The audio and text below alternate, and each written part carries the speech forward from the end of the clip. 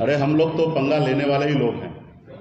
Party में लोग आते जाते रहेंगे, हमारे विचारधारा से पार्टी आगे बढ़ेगा और जिनको एक्सेप्ट होगा वो पार्टी में हमारे विचारधारा से चलेंगे, जिनको नहीं एक्सेप्ट होगा वो अपनी रास्ता अलग। हमारे विधायक जो गए हैं उनको भी शुभकामना देता हूँ। तो लोग, कुछ लोग तो सोचते ही हैं इनको हटाएंगे। चलिए, सबसे पहले आप सभी को बहुत बहुत धन्यवाद कि आप लोग इतने सुबह में आए हैं। एक गरीब पिछड़ा का बेटा को आवाज़ को पूरी दुनिया तक सुनाने के लिए, इसलिए विशेष तौर पे आपको धन्यवाद देता हूं मैं। साथ ही जो कल तक हमारे विधायक थे उनको भी शुभकामना देते हैं कि वो कल तक हमारे साथ थे, वो फिर अपने निर्णय बदले हैं, वो जहां पे भी गए हैं उनको शुभकामना है। उसके साथ साथ भारतीय जनता पार्टी को भी शुभकामना देते हैं कि 74 विधायक बनाने में सनत मोल्ला का योगदान था और हम लोगों ने मिलकर उनके 74 विधायक बनाए। और उसके बावजूद भी बिहार में 2 नंबर की पार्टी बनी और उसके बाद हमारे 3 विधायक मिलाने के बाद वो अभी 77 हो गए और बिहार का 1 नंबर का पार्टी हो गए, बड़ी पार्टी बन गए। जो पार्टी देश का, दुनिया का सबसे बड़ा पार्टी, वो पार्टी कहीं ना कहीं एक अति पिछड़ा का बेटा, मल्ला का बेटा के सहयोग से 74 पहुंचे और 74 से 77 पहुंचे। और इसके लिए मैं विशेष तौर पे भारतीय जनता पार्टी को बधाई देता हूं कि आप बिहार के सबसे बड़े पार्टी आप बने हैं, इसके लिए बधाई देता हूं। और विशेष तौर पे बिहार में भारतीय जनता पार्टी के प्रदेश अध्यक्ष संजय जायसवाल जी को भी बधाई देता हूं कि आपने बहुत ही अच्छा काम किया है। लेकिन मैंने कल उनका प्रेस कॉन्फ्रेंस सुना, उन्होंने बहुत ही, जो बात उनको नहीं बोलना था उन्होंने बोला, बहुत झूठ बोला, जबकि वो न 3 में थे न 13 में थे। जब मेरी क्या डील हुआ, ये डील सिर्फ 2 लोगों को पता है, एक सनत मोल्ला को पता है और एक देश के गृह मंत्री श्री अमित शाह जी को भी पता है कि बंद कमरे में क्या डील हुआ। यहाँ तक कमरे के बाहर भी रहने का सौभाग्य संजय जायसवाल जी को प्राप्त नहीं हुआ था, क्योंकि कमरे के बाहर भी खड़ा होकर कान लगा के सुने। और बिहार में किसी भी नेता को ये सौभाग्य प्राप्त नहीं हुआ। हाँ, कुछ जानकारी नित्यानंद राय जी को या हमारे मंगल पांडे जी को थे कि किस तरीके से दिल्ली में क्या बात हो रहा है, ये जानकारी उनको थे। तो इसलिए वो क्या डील हुआ, इतना झूठ फैलाने का आवश्यकता उनको नहीं था। उन्होंने तो विनर बन गया, 3 विधायक को लेकर बिहार का सबसे बड़ा पार्टी बन ही गया, तो उनको झूठ बोलने की क्या आवश्यकता है। तो इसके लिए मैं भारतीय जनता पार्टी को भी शुभकामना देता हूँ, हमारे विधायक जो गए हैं उनको भी शुभकामना देता हूँ। और मैं आपको बता दूँ कि मैं 18 साल की उम्र से मैं संघर्ष कर रहा हूँ। अपनी ज़िंदगी को बेहतर बनाने के लिए मैं मेहनत कर रहा था, मजदूरी कर रहा था। एक दिन में 30 रुपया मैं कमाता था, महीने का 900 रुपया महीने का मैं कमाता था। और ये हम अपनी ज़िंदगी में संघर्ष करके मुंबई जैसे शहर में, जहाँ पे रहने के लिए घर नहीं था, जहाँ पे अपने आप को फ्रेश होने के लिए जगह नहीं था, पब्लिक शौचालय में जाना पड़ता था, ऐसी ज़िंदगी मैंने जिया है। फुटपाथ पे मैंने खाना खाया है, फुटपाथ पे अपनी ज़िंदगी को बिताया है। और वहीं से हमने संघर्ष करके मुंबई जैसे शहर में भी अपने एक अच्छा मुकाम मैंने बनाया। और उसके बाद बिहार में मैं आया, अपने लोगों का हक अधिकार के लिए मैंने देखा कि हजारों समस्या है, जहां हजारों समस्या, वहीं पे मेरा भी जन्म हुआ था। लेकिन मैंने सोचा कि हमारे अपने लोगों के लिए बेहतर कुछ करें, और मैंने मुंबई के ऐशोआराम की ज़िंदगी को छोड़कर बिहार में आया। आपने देखा कि कितना मैंने संघर्ष किया, कितनी मैंने लड़ाई लड़ा, लाठी डंडा खाया, 7 दिन तक अनशन पर बैठा। जितना मुझे मेहनत करना था मैंने किया, और मेहनत करने के बाद 2020 में अच्छी तरीके से एक मुकाम मिला। माननीय मुख्यमंत्री नीतीश कुमार जी के नेतृत्व में बिहार में काम करने का मौका मिला। और लोगों को ये हजम नहीं हुआ कि उन देखे कि ये व्यक्ति संघर्ष के दम पर जब हमें 11 सीट देने पर मजबूर कर सकता है, तो ये लड़का आने वाले समय में बहुत मेहनत करेगा और शायद 11 सीट पे इनकी समझौता नहीं होगा, शायद 100 पे समझौता हो। तो उन्होंने ये देखा कि इसको कैसे रोका जाए, तो उन्होंने रोकने का काम किया है। और हम तो कुछ भी हाथ में नहीं था, जीरो में था। संघर्ष करना मैंने सीखा और संघर्ष के बदौलत मैं यहाँ पे आया हूँ। क्या मैं अपने समाज के लिए आरक्षण मांग रहा हूँ, मैं गुनाह कर रहा हूँ? क्या मैं अति पिछड़ा समाज को हक अधिकार दिलाना चाहता हूँ? जितने उनकी संख्या है उतने मैं उनको आरक्षण दिलाना चाहता हूँ, मैं क्या गुनाह कर रहा हूँ? क्या मैं कर्पूरी ठाकुर जी का सपना पूरा करना चाहता हूँ, क्या मैं गुनाह कर रहा हूँ? क्या मैं चाह रहा हूँ कि देश में जातिगत जनगणना हो, उसके लिए मैं क्या गुनाह कर रहा हूँ? तो मैं हर चीज़ में मुखर के अपनी बात को रखता था, मैं अपने काम को कर रहा था। लेकिन लोगों को लगा कि ये बड़ा हीरो हो जाएगा, काम करेंगे। कल ही हमने बेतिया में करबरा सरैया मन है 348 एकड़ का, जो 20 साल से विभाग प्रयास कर रहा था कि ये विभाग में ट्रांसफर हो जाए, लेकिन मैंने कल ही कैबिनेट से पास कराया और विभाग में हमने ट्रांसफर किया। वो मन में झील में कम से कम 10,000 परिवार का घर गुजर बसर हो सकता है, खास करके मछुआरा भाई का। तो मैं उनके लिए काम कर रहा हूँ। आज बिहार में 32,000 तालाब है, जिसमें से 15,000 तालाब से अधिक तालाब पे कब्जा हो चुका है, अतिक्रमण हो चुका है। मैं उसके लिए प्रयास हूँ, अलग से टीम बना के उसको मैं चाहता हूँ कि अतिक्रमण मुक्त कराऊँ। तो लोगों को लगता है कि ये काम करने के बाद कहीं ना कहीं इस समुदाय में हीरो बन जाएंगे। तो इसलिए लोगों ने रोकने का काम किया है और मैं मजबूती से आगे बढ़ रहा हूँ। मेरी ज़िंदगी में तो बचपन से ही संघर्ष है। जो आज हुआ है, ऐसी बात नहीं था कि मुझे अंदाज़ा नहीं था, मुझे सब पता था कि मैं जो लड़ाई लड़ रहा हूँ उसमें कुछ भी हो सकता है। कुछ लोग चाहते हैं कि मैं ऐसा आदमी बना कर रखूँ कि जिनको मैं बोलूँ कि उठो तो उठेंगे, बोलूँगा बैठो तो बैठेंगे। तो ये पहले हुआ करता था किसी कालखंड में। समाज में कुछ ऐसे नेता था जिनको अपने आप पे भरोसा नहीं था, इसलिए वो ऐसे करते थे कि किसी के कहने पे सुनने पर उठते थे और बैठते थे।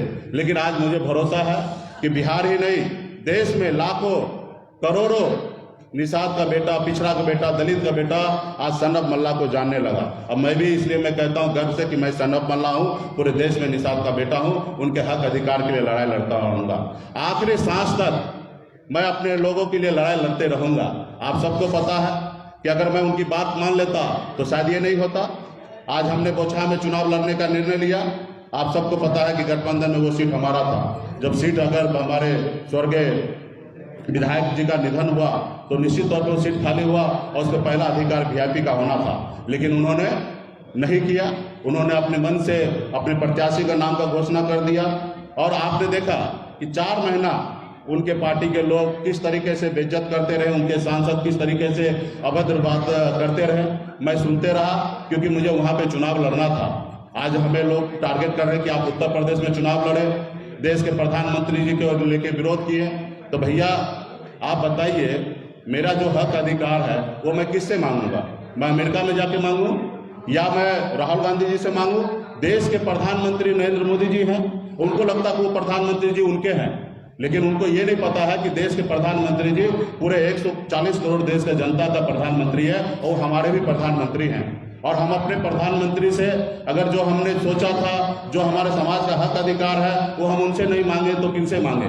आज बंगाल में निषाद को आरक्षण मिल रहा है, दिल्ली में आरक्षण मिल रहा है, लेकिन बिहार में या उत्तर प्रदेश झारखंड में नहीं मिल रहा है। तो ये सवाल मैं किनसे करूँगा? आज उनसे मैं मांगने का काम किया तो उनको लगता है कि ये गलत किया।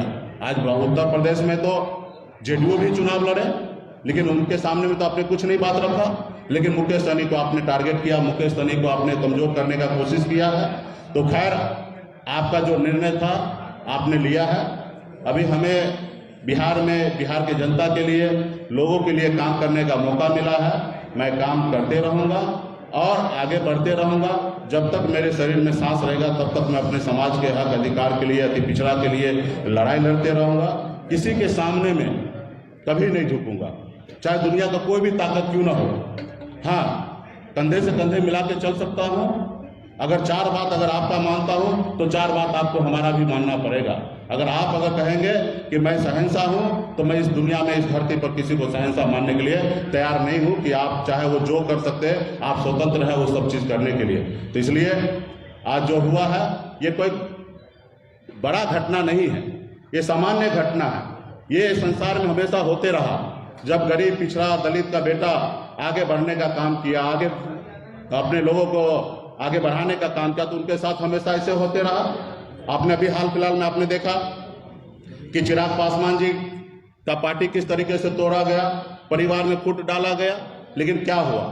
उससे पहले आपने देखा कि हमारे बिहार के मुख्यमंत्री श्री नीतीश कुमार जी, उनकी पार्टी अरुणाचल प्रदेश में 6 विधायक ले लिए। फिर क्या हुआ, तो ये विधायक पार्टी नहीं बनाया, पार्टी ने विधायक को बनाया। पार्टी में लोग आते जाते रहेंगे, हमारे विचारधारा से पार्टी आगे बढ़ेगा, और जिनको एक्सेप्ट होगा वो पार्टी में हमारे विचारधारा से चलेंगे, जिनको नहीं एक्सेप्ट होगा वो अपने रास्ता अलग बनाएंगे। तो वैसे लोगों को भी शुभकामना देते हैं कि थोड़ा पेशेंस रखिए, ईमानदारी के साथ रहिए। आपको जो जनता ने आपको चुन के भेजा है उनके ऊपर भी आप भरोसा रखिए। यही नहीं है कि आपको नेम फेम पावर मिल जाए, वही चीज़ है। आज मैं चाहता तो चैन से जिंदगी जीता, लेकिन मैंने ये नहीं चुना, मैंने संघर्ष का रास्ता चुना। अब मेरे हाथ में था ही क्या जो मैं खो गया। कल फिर 4 बनाया, फिर 40 बनाएंगे। लोगों का भरोसा अगर हम पे जो रहा तो निश्चित तौर पे हम अपने कामयाब होंगे। तो इसलिए इससे मैं ज़्यादा भयभीत नहीं हूँ, चिंतित नहीं हूँ। अभी मेरा लक्ष्य है कि बोछा में मजबूती से हमारा जो जनाधार है, जो ताकत है, उसको लगाकर बोछा सीट पर लड़ेंगे और जीतेंगे। अब बाकी जिंदगी में जो कठिनाई अभी दिख रहा है आप लोगों के सामने में, इससे बड़े बड़े कठिनाई को हमें सामना करना पड़ेगा। आज देखिए लालू जी ने इतना अच्छा काम करने के बाद भी आज जेल में है।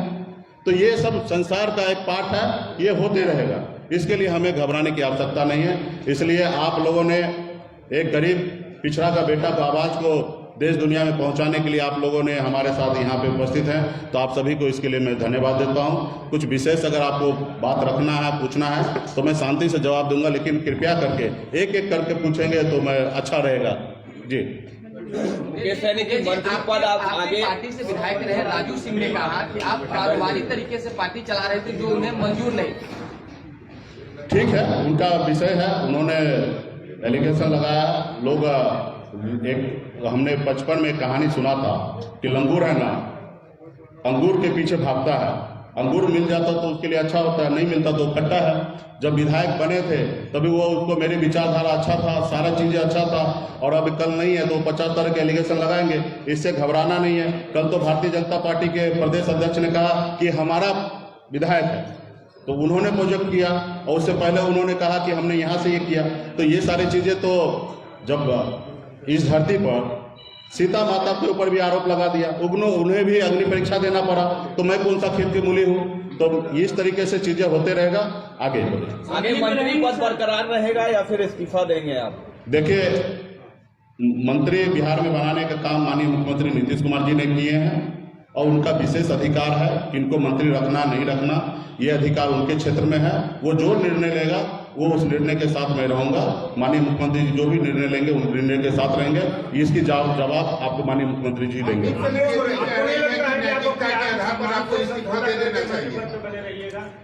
देखिए, हमारे विधायक कहीं गए, यही स्पष्ट हो रहा है। विधायक भी यही बोल रहे हैं, तो वो गए क्योंकि हमें तो अपने समाज के गरीब लोगों के हक अधिकार के लिए लड़ाई लड़ना, उनके लिए काम करना। अगर मैं कल मंत्री नहीं रहता तो 348 एकड़ का जलकर आजकल हमारे विभाग में ट्रांसफर नहीं होता। कल ही कैबिनेट हुआ, तो आज उससे 10,000 परिवार का घर चलेगा।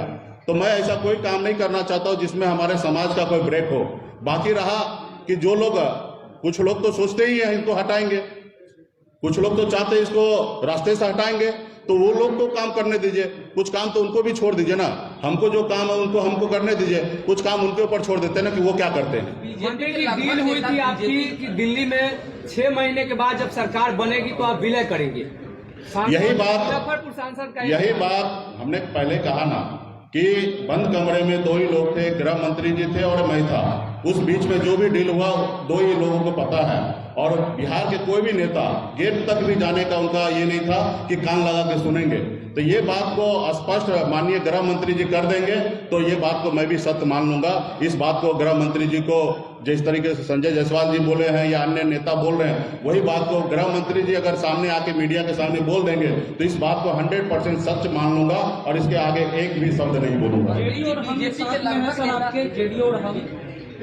देखिए, हमारे साथ पूरे बिहार की जनता है और हमारे अपने लोग हैं, और निश्चित तौर पे सबका सिंपैथी हमारे साथ है। क्या आप हमारे साथ नहीं हैं? आप भी हमारे साथ हैं, इसलिए आपने एक गरीब पिछड़ा का बेटा को आवाज़ को पूरी दुनिया में सुनाने के लिए आप आए हैं। तो आप भी मेरे साथ हैं। वही है, कुछ लोग सामने से होंगे, कुछ लोग पीछे से होंगे, कुछ लोग घर पे से होंगे, कुछ लोग दिल में रखेंगे, यही होगा। बीजेपी के लगभग नेता ऐसा क्यों कह रहे हैं कि नैतिकता के आधार पर आपको इस्तीफा दे देना चाहिए? बीजेपी का नेता को नैतिकता के आधार पे हमें इस्तीफा दे देना चाहिए, उनके मुंह से शोभा नहीं देता है। जो व्यक्ति बिहार में सबसे बड़ा पार्टी किसी को छीन कर बनना चाहता हो, वो व्यक्ति को ये बोलने का शोभा नहीं देता है। 2 महीने बाद आप एमएलसी नहीं रहे, उसके बाद भी आप 6 महीने मंत्री रह सकते हैं। क्या जदयू और राजद की तरफ से कोई भरोसा दिलाया गया है? देखिए, राजनीति है, राजनीति में हम काम करना जानते हैं और आगे का रास्ता भी बनाना जानते हैं। आगे का रास्ता क्या होगा वो आप लोगों से छिपेगा नहीं। हम आगे काम करते रहेंगे, संघर्ष करते रहेंगे, चाहे वो 1 साल में हम अपने संघर्ष को पूरा कर ले, 2 साल में कर ले या 13 साल में कर ले, हम अपने संघर्ष के रास्ते पर रहेंगे, संघर्ष करेंगे। क्या आपको लगता है कि यूपी चुनाव में आपने बहुत बड़ी गलती की? नहीं, मैंने कोई गलती नहीं किया। उत्तर प्रदेश जाके उत्तर प्रदेश में हम अपने समाज को, लाखों लोगों का भरोसा मैंने जीता है। हमारे जो एजेंडा है, मुद्दा है, उसको साथ में खड़ा हूँ और उसके लिए अगर जो भी मुझे कुर्बानी देना पड़े उसके लिए मेरे को अफसोस नहीं है। बीजेपी अब क्या किया आपके साथ? देखिए, एक गरीब पिछड़ा का बेटा को लोग पीठ में छुरा भोंके या सीने में खंजर भोंके, जिनको जो भोंकना है वो भोंकते रहे।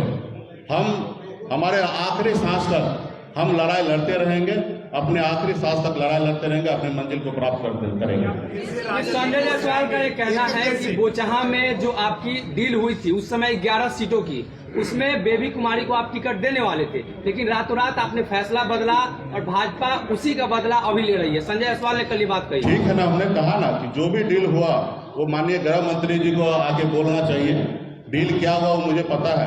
वो डील को अगर मैं इस जगह सार्वजनिक कर दूंगा तो मुझे लगता है कि देश के लिए अच्छा नहीं होगा। तो इसलिए वो डील को हम यहाँ पे नहीं बोलेंगे तो वही ज़्यादा अच्छा होगा। हम अपने रास्ते चलेंगे और उनको लगता है कि ऐसा डील हुआ तो वो सामने से गृह मंत्री जी भी बीच में थे, वो उनको आके बोलना चाहिए। केस कहीं टूटे हैं या मजबूत हुए? आप लोग की इधर से भी कुछ आपका मैडम सवाल बोलिए। हाँ, बीजेपी से पंगा बहुत महंगा पड़ रहा है, ऐसा लग रहा है क्या मुझे? अरे हम लोग तो पंगा लेने वाले ही लोग हैं। उस कुल खानदान से आते हैं कि हमारे लोग, हमारे पूर्वज श्री रामचंद्र जी को नैया पार लगा दिए और हम अपने नैया को किसी और के भरोसे नहीं छोड़ने वाले।